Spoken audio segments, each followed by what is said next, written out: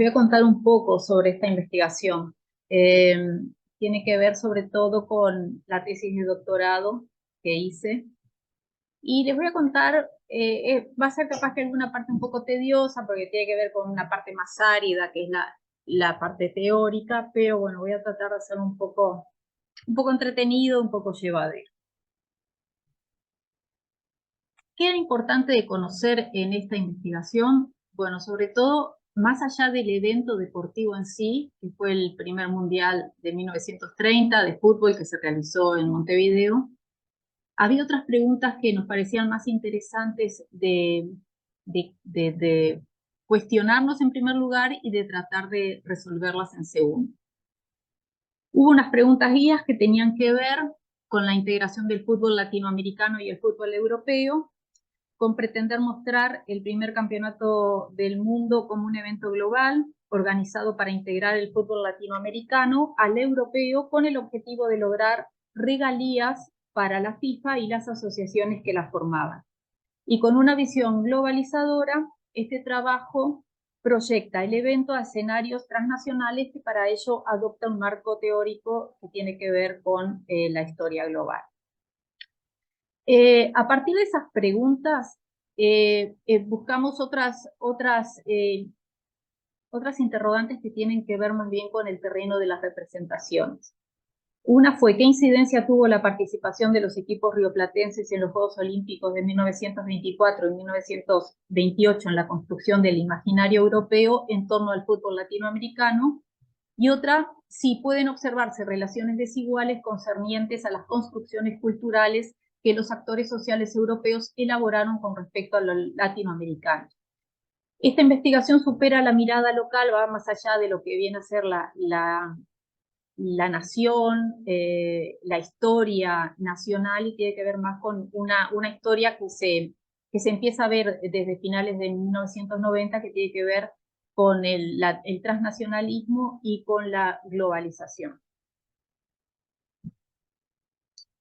Para responder a estas preguntas que planteamos, seleccionamos diferentes fuentes históricas que como producto humano responden como evidencia a cuestionamientos formulados desde el presente para comprender hechos suscitados en el pasado. Son la materia prima que es justamente la que interrogamos para testificar la ocurrencia de un acontecimiento y ser usada como evidencia. Para la selección de las fuentes tuvimos en cuenta diferentes criterios. Por un lado, utilizamos, como vemos ahí, el acervo documental del Museo del Fútbol, de la Asociación Uruguaya de Fútbol, en el periodo 1929 y 1930, que dividimos en 3 etapas, que eran meses previos al campeonato, días del campeonato y meses posteriores al campeonato. Y en segundo lugar, utilizamos documentos públicos y privados, tanto de licitaciones que tenían que ver con las medallas, sponsors, alimentación y sumos deportivos, como cartas, telegramas y notificaciones que se enviaron en todo ese proceso, en todo ese periodo de 1929-1930. ¿Qué encontramos en estos documentos? Bueno, discusiones sobre la organización del evento, qué resoluciones se fueron tomando sobre la marcha, cartas y telegramas sobre la organización del evento, la correspondencia que aparece entre otras asociaciones y también las negociaciones entre dirigentes deportivos, integrantes de la FIFA, políticos uruguayos y también políticos extranjeros.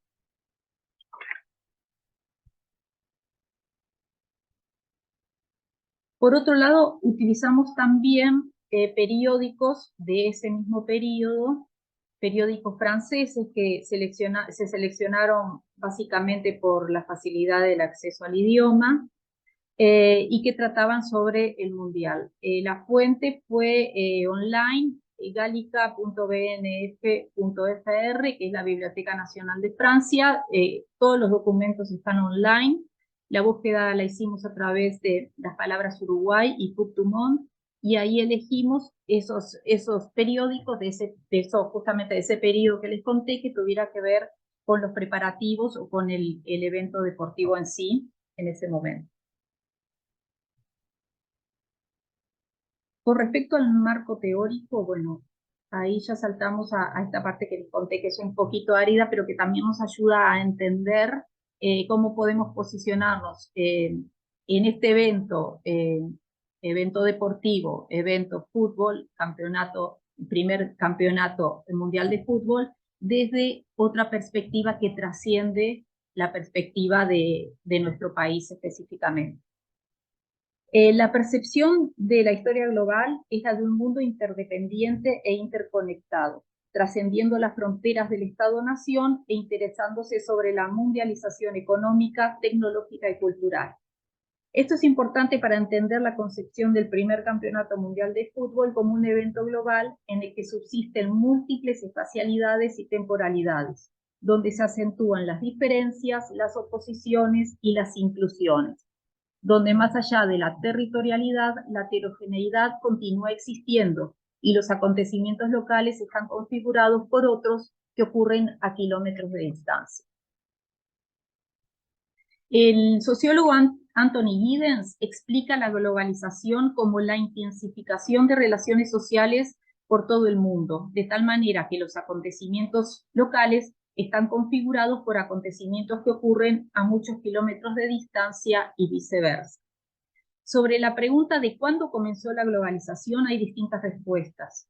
En la segunda revolución industrial, cuando grandes montos de capital se movían alrededor del mundo, en la conquista del espacio, con la llegada del poder nuclear, con la aparición de la computadora, con la caída del comunismo. Y si bien no hay consenso entre los autores sobre el comienzo de la época global, la mayoría acepta que las economías locales, nacionales y regionales han sido afectadas por los procesos de globalización y que las corporaciones transnacionales han facilitado la integración del capital y de la producción. Otros autores como Osterhamen y Peterson analizan el término globalización relacionándolo con las formas de comunicación y consumo, y con la caída del comunismo y la aparición de estilos de vida occidentales en todo el planeta que llevan a percibir al mundo como notablemente más pequeño porque los horizontes son amplios como nunca antes y porque las relaciones sociales se dan en nuevos ámbitos que tienen que ver con el espacio y el tiempo. Y por otro lado tenemos a otro autor, que es Roland Robertson, que también es un sociólogo, y que entiende que los procesos a los que el concepto de globalización refiere se han dado desde hace varios cientos de años, aunque el término se ha puesto en discusión desde mediados de los años 80.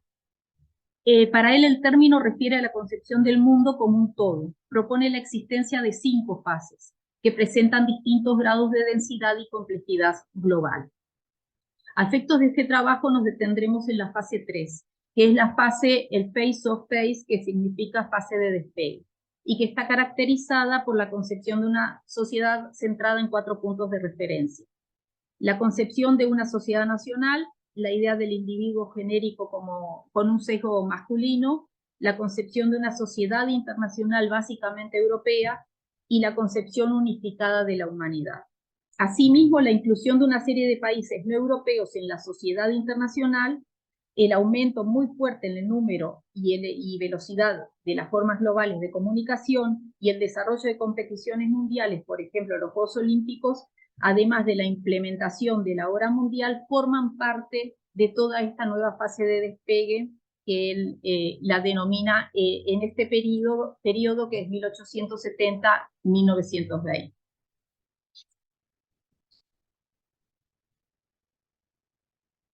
El fútbol en el contexto mundial. Vamos a hablar un poco de esto. El deporte se globaliza, bueno, ya más o menos también Juan Carlos Usuriaga habló del tema, cuando sus reglas se uniformizan y se universalizan, lo que genera que su práctica pueda realizarse a través del tiempo y del espacio, no solo en un país, sino también en comparación con otros. De esa manera, el deporte se transforma en una arena donde medirse con los otros y el escenario, que en el principio era nacional, trasciende al internacional. Los fiscalizadores de esas performances pasan a ser organizaciones internacionales conformadas por actores que forman parte del mundo del deporte, quienes determinan las pautas y despliegan control sobre el cumplimiento de las mismas. Actualmente las 2 organizaciones que ostentan dicha responsabilidad son el Comité Olímpico Internacional y la Federación, la FIFA, la Federación Internacional de Fútbol Asociación, que fue creada en 1904. Las décadas anteriores a la Primera Guerra Mundial fueron de estandarización de los deportes a través de sus asociaciones representativas, que empezaban controlando clubes que se dedicaban a un determinado deporte y gradualmente expandían su poder sobre otros clubes, y así se transformaban en monopolios de un determinado deporte. Sus competencias eran organizadas exclusivamente por esos eventos. La validación de los resultados y la determinación de los parámetros para medir las performances de los clubes se hacían a través de esa asociación.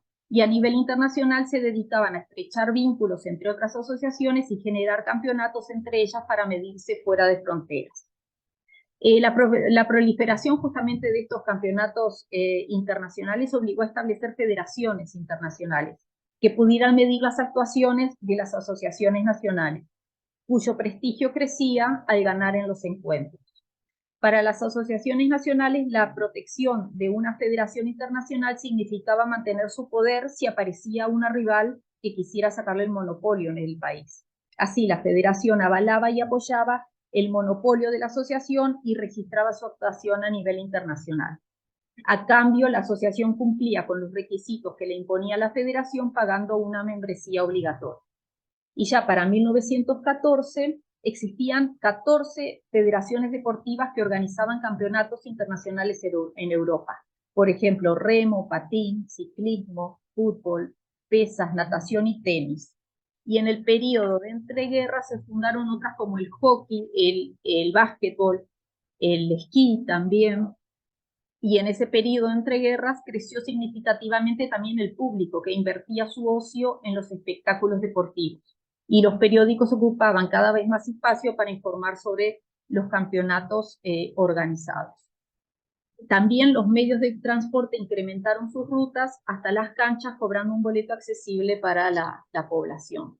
Y fue así como la FIFA, que es una organización gobernada autocráticamente con una autonomía nacional e internacional, que detenta un control monopólico del fútbol en el mundo entero, fue generando profundas implicancias globales en el mundo del deporte. Como dijo Juan Carlos, nació en 1904, en este caso fue por iniciativa francesa, sin el apoyo británico, que eso es muy importante de tener en cuenta también. Los años posteriores a la Primera Guerra Mundial fueron de crecimiento de interés masivo por el fútbol y las competencias internacionales, que hicieron que la federación prosperara velozmente e influyera sobre las asociaciones miembros. El auge que popularizaba el fútbol desde el principio del siglo XX lo alejaba de la etapa amateur y provocaba la necesidad de crear alternativas para remunerar a sus jugadores. Por ejemplo, beneficios como premios, alimentos o trabajos, generando quejas de profesionalismo solapado por parte de los miembros del Comité Olímpico Internacional. Esto es interesante porque desde mediados de la década de 1920 el Comité Olímpico Internacional barajaba la posibilidad de excluir al fútbol de los Juegos Olímpicos, discutiéndose esta eventualidad para los que se celebrarían en 1928. Sin embargo, el cálculo de los dividendos que generaba con su presencia hizo que la propuesta se desistiera. En Amberes 1920 fue el deporte que más espectadores acaparó, con 63.612 entradas pagas, seguido por el atletismo, que apenas logró obtener 28.665 entradas pagas. Para el 24 se contabilizan 181.822 entradas vendidas durante los partidos de fútbol, y para el 28 se contabilizan 251.747, siendo en este caso el deporte que más público concentró en todo el evento. Por otra parte, si se toma en cuenta la concurrencia de público en los partidos realizados en el 28, obviamente que valía muchísimo la pena que quedara adentro de los Juegos Olímpicos. Y también la FIFA, por otro lado, empezaba a mirar con cierto cariño la posibilidad de empezar a hacer un campeonato solamente de fútbol, como ya tenían otras federaciones en el caso del tenis, de la gimnasia, del ciclismo, de hockey sobre hielo, que ya habían empezado a hacer ese tipo de campeonatos especiales. Ya el handbook de la FIFA de 1928 incorpora en su tapa la imagen de todo el globo terráqueo, Antiguamente aparecía solamente Europa y Asia, y luego empieza también a ser incluida América. Ya con miras a poder empezar a separarse los Juegos Olímpicos, de que esa plata sea solamente para la FIFA, y bueno, y así empezar a expandir todo su poderío por el planeta. La historia futbolística afirma que el Campeonato Mundial de Fútbol fue concebido desde sus inicios como un torneo profesional y como una empresa para generar dividendos, cuyos remanentes serían divididos entre las asociaciones nacionales que conformaban la federación.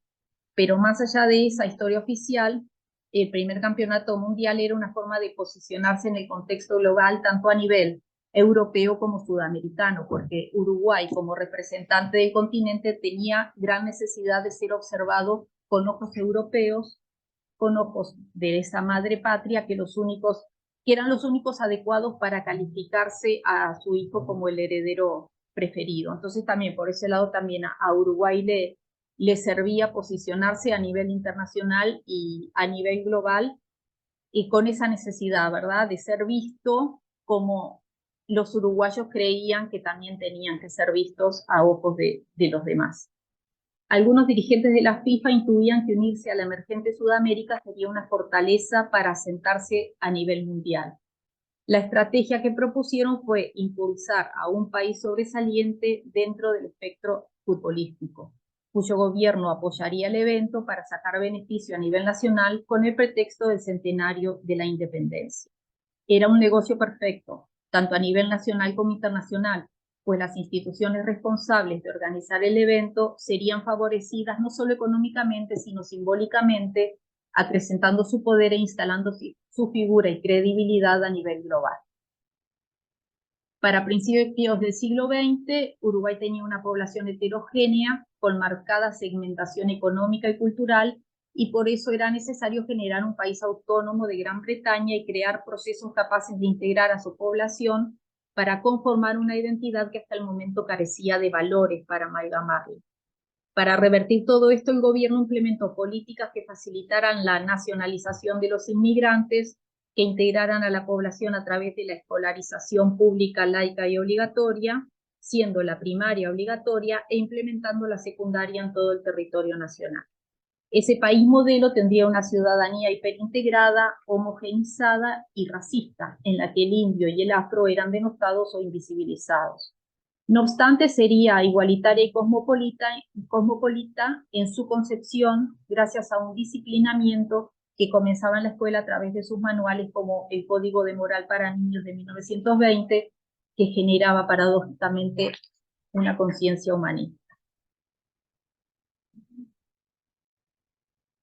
Los Juegos Olímpicos, vamos a hablar un poquito de los Juegos Olímpicos de 1924 y 1928, y acá tenemos que nombrar a Enrique Buero, que fue el ministro plenipotenciario de Uruguay en Berna, que era un apasionado por el fútbol, que lo percibió a este deporte desde el principio como un factor de prestigio diplomático a escala global, y lo dirigió inteligentemente para insertar a Uruguay en la competencia internacional.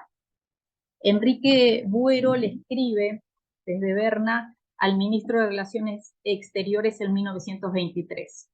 Podrá parecer extraño a vuestra excelencia que insista en esta clase de informaciones, pero en atención al enorme interés que despierta en Europa todo lo relacionado con los deportes y campeonatos, no trepido en informar a vuestra excelencia que una victoria del equipo uruguayo en las Olimpiadas de 1924 tendría una gran repercusión en el mundo deportivo, al que hoy en día están vinculados todos los políticos y hombres dirigentes de estas viejas sociedades. Sus escritos manifiestan su concepción global de la realidad, en el que representa un país sudamericano que por medio del fútbol logrará insertarse en la realidad europea, primero mediante partidos pagos y después mediante el triunfo en los Juegos Olímpicos del año siguiente.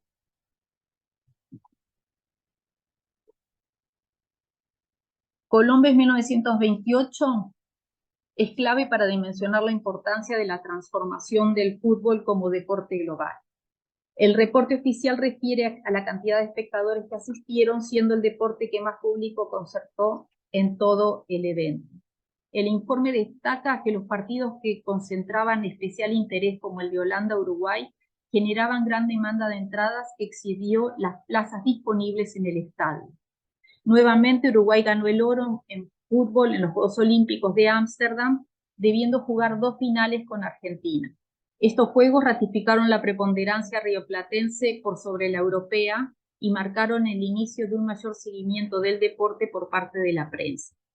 El triunfo uruguayo ante los argentinos consolidó el deporte como internacional, afianzando lo que ya se ha llamado la forma rioplatense de jugar. A partir de este evento, el fútbol sudamericano tomó un rasgo global y con el impulso del espectáculo realizado por 2 equipos rioplatenses, la FIFA decidió embarcarse en la organización de su torneo global, teniendo Uruguay como mascarón de proa del campeonato. La aventura saldría triunfante. Bueno, acá tenemos algunas imágenes que tienen que ver con la construcción del estadio, que no vamos a hablar mucho de eso ahora. Después también el Palacio Legislativo como edificio emblemático de la Nación, el Hospital de Clínicas como el edificio emblemático de la modernidad, con el Instituto de Higiene y la Escuela de Odontología, y bueno, y como también se fue en Montevideo transformando en la capital de un país moderno de la mano también con el campeonato de fútbol. No había mejor forma de celebrar los 100 años de la independencia uruguaya que a través de un campeonato de fútbol, porque la manera más eficaz de presentar a escala global al país sudamericano era a través de esta conmemoración. Además, hacía más de 20 años que los latinoamericanos fusionaban fiestas nacionales con eventos deportivos. El deporte ya era una marca de identidad nacional desde los encuentros de la Copa Lipton. Los delegados de la FIFA sabían que la AUF debía otorgar beneficios y ceder a pretensiones, como así también transigir en ciertos caprichos que el evento repercutiera, para que el evento repercutiera a nivel mundial. Para eso había que convenir y muchas veces ceder, por ejemplo, a las arbitrariedades de Inglaterra. Era muy importante tanto para la FIFA como para el prestigio del campeonato que los padres del fútbol estuvieran presentes, pero las federaciones inglesas no estaban incorporadas a la Federación Internacional, por lo que se les ofreció modificar los estatutos para facilitar su acceso, a lo que ellas nunca respondieron. Existía una lista de selecciones preferidas, especialmente en Europa Occidental, que significaba el modelo a imitar por los uruguayos. No obstante, parecía que existiera cierta preferencia por la participación de algunas que parecía que fueran mucho más prestigiosas que otras. Esto se constata al leer la nota manuscrita en el pie de algunas cartas de negativa a participar, en las que en ocasiones aparece la insistencia de que intervengan en el evento y en otras ocasiones simplemente se les envía un agradecimiento. Al pie de la carta enviada por la Liga de Fútbol Alemana dice: estímese la resolución de lo resuelto y tramítese copia de la carta al señor ministro de Uruguay en Alemania. En la de la Liga Suiza dice: plantéese este asunto al doctor Buero, que una vez llegado a Montevideo a fin de estudiar la manera de resolverlo favorablemente. En la de Grecia solo dice: agradécese y publíquese. Acá tenemos algunas de estas cartas que les comentaba.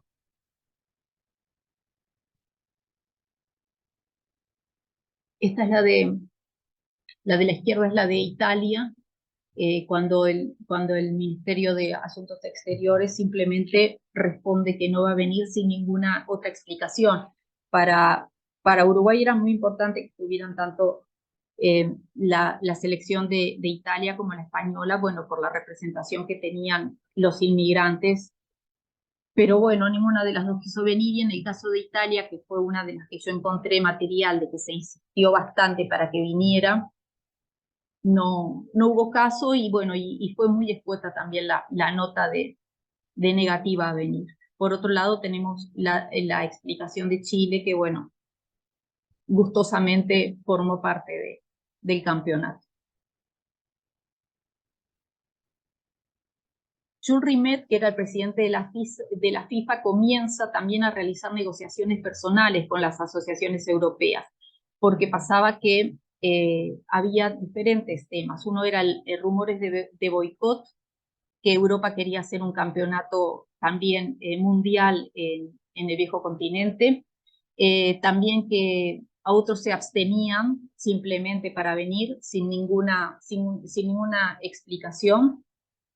Y bueno, y en el caso de Jules Rimet lo que se encuentra son cartas que él escribe explicando que él personalmente se escribía y también iba a hablar con otras delegaciones, con otras asociaciones para que pudieran venir. Y el diario El Día publica el 7 de enero de 1930, cuando todavía el campeonato estaba en una gran interrogante, lo siguiente: el Consejo General de la FIFA no ha visto con indiferencia esa especie de resistencia pasiva opuesta por las delegaciones europeas al próximo campeonato del mundo a realizarse en nuestra capital. En el mes de diciembre pasado, la Federación Internacional se dirigió a sus afiliadas explicándoles minuciosamente las razones de lealtad y de conveniencia que existen en cumplir el compromiso contraído con el Uruguay en el Congreso de Barcelona de 1929. Como nación, Uruguay había invertido mucho en el campeonato. Estaba en juego su prestigio, también estaba en juego el prestigio del Partido Colorado, la exposición de Uruguay al mundo, la demostración de que era un país pujante con una sociedad constituida por un crisol de razas y que podía además construir el estadio más grande de América. La Comisión Nacional del Centenario había incorporado el certamen deportivo y la inauguración del estadio en el programa oficial de los festejos y las conmemoraciones de los 100 años de la nación. No existía ninguna posibilidad de cancelar el evento. Buero dijo en una de las misivas: no renunciamos a nuestro proyecto. Acá tenemos, bueno, finalmente se realiza el campeonato solamente con 4 equipos europeos que confirman un mes antes de comenzarlo, que fueron Bélgica, Francia, Rumania y Yugoslavia. Acá tenemos algunas de las imágenes de la llegada de las comitivas. Bueno, acá tiene que ver con la disputa del campeonato en sí, con las fechas en las que se disputó, los estadios donde se llevó a cabo, los 4 grupos que se habían conformado en función de los equipos que habían aceptado venir, las semifinales y la final que se dio otra vez, una final rioplatense. Bueno, acá tenemos también imágenes de la final entre Uruguay y Argentina. Y como conclusiones podemos decir que Europa vivía una fuerte crisis económica y social, sin embargo no se resignaba a perder su gloria y honor a pesar de tener sus bolsillos vacíos. El manejo de las negociaciones entre los países del viejo mundo y los sudamericanos en la organización del Campeonato Mundial de Fútbol exponía sentimientos fuertemente nacionalistas que manifestaban su afán de singularidad y su interés por formar parte de los países europeos. El fútbol latinoamericano pretendía integrarse al europeo. Por su parte, ciertos actores europeos querían su integración para acrecentar su poder dentro de la FIFA. Este primer campeonato de fútbol fue una manera de agrandar ese poder. A pesar de la crisis económica que no solo afectó a Europa, pero que fue más fuerte que en América, el primer campeonato mundial de fútbol fue un total éxito en términos de participación de espectadores, superando por el doble la audiencia de los Juegos Olímpicos de Ámsterdam 1928. Se contabilizaron 547.308 espectadores que le dejaron a la Asociación Uruguaya de Fútbol $225.500, y supongo que sería mucha plata, promediando 24.138 espectadores por partido. También implicó un quiebre significativo en los siguientes campeonatos de 1934 y 1938, porque casi ningún equipo sudamericano participó, resurgiendo la rivalidad de 1930 y los fantasmas de boicot entre ambos continentes. Las celebraciones del centenario uruguayo, entre ellas el primer campeonato mundial de fútbol, fueron pensadas para promover la política moralizadora del vallismo y así contribuir a formar una sociedad hiperintegrada. La hiperintegración era necesaria para lograr la creación de una nación cuya población en realidad era heterogénea y su sociedad estaba fragmentada económica y culturalmente. Con una fuerte impronta eurocéntrica, el gobierno busca aunar valores en torno a lo beneficioso de la preeminencia de la raza blanca caucásica, sintetizada en el aporte de los inmigrantes europeos occidentales por sobre otras minorías étnicas que eran denostadas o ignoradas por su baja prevalencia. En el terreno de las representaciones se observa una constante dialéctica entre lo latinoamericano y lo europeo, un constante ida y vuelta entre lo nacional y lo global que revela los lazos que rebasan los continentes y que comprueban las evidentes relaciones que traspasan las naciones. No obstante, la significación más interesante es que el primer campeonato de fútbol evidencia los lazos existentes entre personajes de distintas latitudes que comparten el fin común de utilizar al fútbol a través de un evento internacional como instrumento de poder que utiliza lazos con los estados-naciones para llegar a sus fines, pero que también los sobrepasa al momento de lograr. El primer campeonato mundial representó una fractura entre el nuevo y el viejo mundo. En primer lugar, porque fue un momento fundamental para que los sudamericanos, especialmente los uruguayos, se compararan con los europeos, no solo en el contexto futbolístico, sino también en el contexto social, en el que el viejo mundo era el ejemplo de civismo a emular. En segundo lugar, este evento futbolístico revela la existencia de una red de significación entre los países sudamericanos, especialmente los rioplatenses, que comparten lazos de identidad que se consolidan alrededor del fútbol por oposición con la imagen de sus rivales europeos. Yo hice un resumen mínimo de lo que fue mi tesis de doctorado, que espero que no haya sido ni muy mínimo ni muy tedioso, pero bueno, simplemente quería contarles un poquito de eso.